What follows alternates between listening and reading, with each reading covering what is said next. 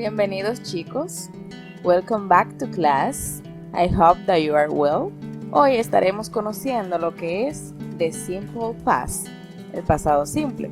¿Para qué usamos el pasado simple? Bien, lo utilizamos para hablar sobre acciones o hechos que ocurrieron en el pasado y que ya finalizaron.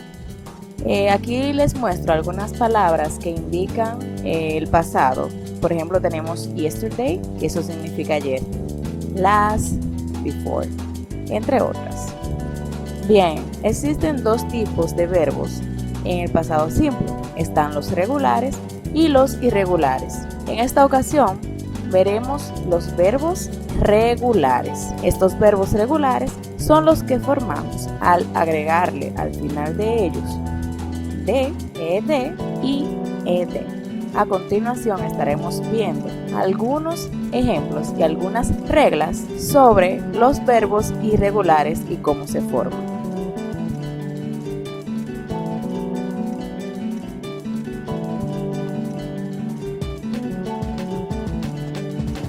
Tenemos la primera regla: los verbos que terminan en e, como love, que termina en e, para formar el pasado, solo le vamos a agregar al final una D. Ahí también tenemos el verbo arrive, que es llegar. Este verbo también termina en E, por eso le agregamos una D al finalizar para formar el pasado.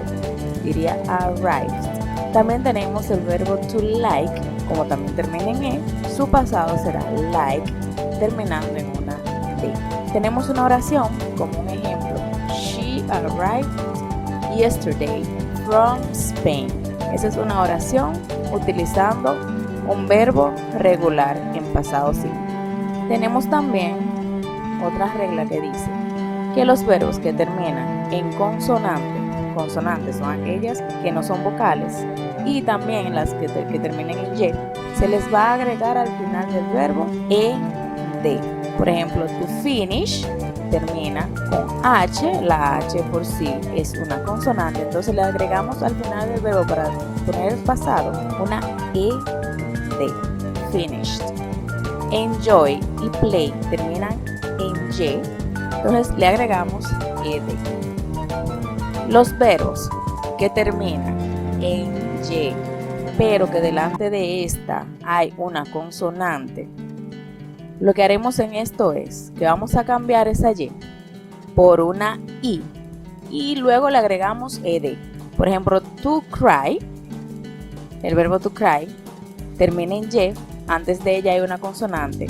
Cambiamos esa Y y le agregamos ed, cried, al igual que study. Vamos a ver ahora la estructura para formar las oraciones en pasado simple. Tenemos las afirmativas. Para formar oraciones afirmativas en pasado simple vamos a tener la siguiente estructura: sujeto más verbo en pasado simple más complemento. Y tenemos una oración aquí: She worked last week. Ella trabajó la semana pasada. Para negar, también como para preguntar, con el pasado simple vamos a utilizar el auxiliar did. Este auxiliar le va a dar a los verbos el tiempo pasado. Para negar vamos a utilizar did not, o en su contracción didn't.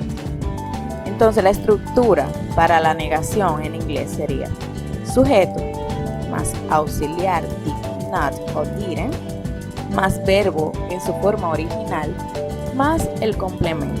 Tenemos una oración de ejemplo que dice Rose didn't study on holidays. Si nos damos cuenta, utilizamos Rose, que es el sujeto, didn't, el auxiliar negando, y study está en su forma original. Ella no estudió en vacaciones. Y por último, las interrogativas. Para esto también vamos a utilizar el auxiliar did. Luego del auxiliar did pondremos el sujeto, luego el verbo en su forma original y el complemento. Tenemos una oración que dice Did you play basketball on vacations? ¿Jugaste basquetbol en vacaciones? Entonces nos damos cuenta de que tenemos did, you, que es el sujeto, y luego el verbo original. Bien, es hora de practicar. Let's practice, guys.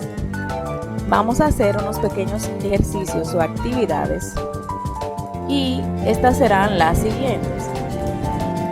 Vamos a escribir 2 oraciones con cada una de las estructuras. Por ejemplo, van a escribir 2 oraciones afirmativas, 2 negativas y 2 interrogativas, utilizando los siguientes verbos: to love, to like, to travel, to play, to dance and to study.